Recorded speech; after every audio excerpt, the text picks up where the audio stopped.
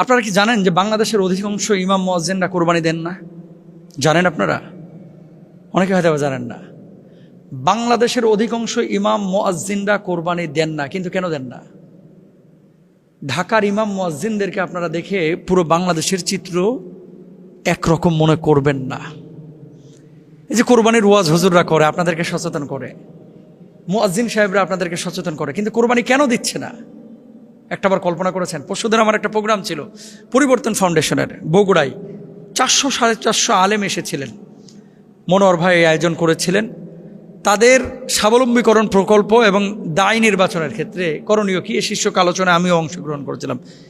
5 জন ইমামকে আমি জিজ্ঞেস করেছি, আপনাদেরকে এই দিনাজপুর, রংপুর, ঠাকুরগাঁও, পঞ্চগড়, কুড়িগ্রাম, নাগেশ্বরী এদিকে বেতন দেয় কত মসজিদে? হুজুর বেতন দেয় 3000 টাকা। বেতন দেয় কত? বেতন দেয় 5000।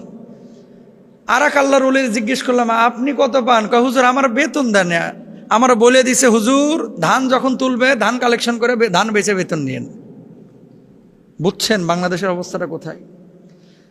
আর এক জায়গায় রসুন বেচে হুজুর টাকা নিয়েন, মানে মানুষের বাড়ি বাড়ি যায় হুজুরই রসুন তুলে নিয়ে আইবে, নিয়ে আসার পর ওই রসুন বিক্রি করে বেতন নেবে। এই সমস্ত মসজিদের সভাপতি, সেক্রেটারি যারা আছে, এগুলোরে ওর যে গোয়াল ঘর আছে না, গরুর সাথে বাইন্ধে রাখা উচিত। আপনি ভাই মসজিদ কমিটি বা মসজিদ চালাইতে পারেন না, আপনি মসজিদের কমিটি হন কেন? একটা মসজিদের ইমামের বেতন 3000 টাকা আপনি নির্ধারণ করেছেন। আপনি নিজে কল্পনা করেন তো আপনার পরিবারটা চালাইতে কত টাকা লাগে। তো আপনি যদি ইমামের দুঃখটা না বুঝেন, আপনি যদি খতিবের দুঃখ না বুঝেন, মুয়াজ্জিনের দুঃখ না বুঝেন, আপনি কমিটি হওয়ার উপযুক্ত না।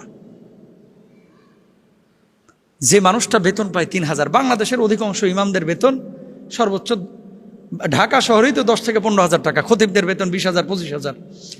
সবচাইতে ভালো মসজিদ যেগুলো, এগুলোর বেতন হচ্ছে 25,000-এর মধ্যে। এরা হয়তো বা টাইনা টুইনা ছাগল টাগল কোরবানি দেয়, কিন্তু গ্রামগঞ্জে যে হুজুররা আছে কোরবানি দিব কি? আর কোরবানি দেওয়ার পরে হুজুর একটু গোশতও পাঠায় না।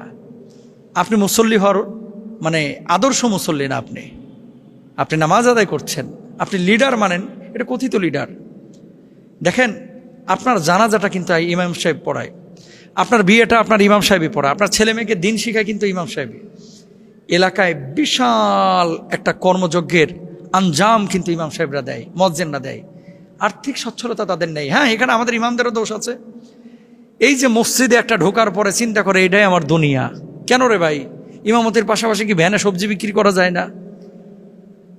ইমামতের পাশাপাশি কি করা যায় না? আমি তো ফেসবুকে বিজ্ঞাপনও দিয়েছি, যদি এরকম কোন উদ্যোক্তা থাকেন যে হুজুর আমি আতর বিক্রি করবো, আমি মধু বিক্রি করবো, আমি এই সবজি বিক্রি করবো, আমার হোয়াটসঅ্যাপে নাম্বার দেওয়া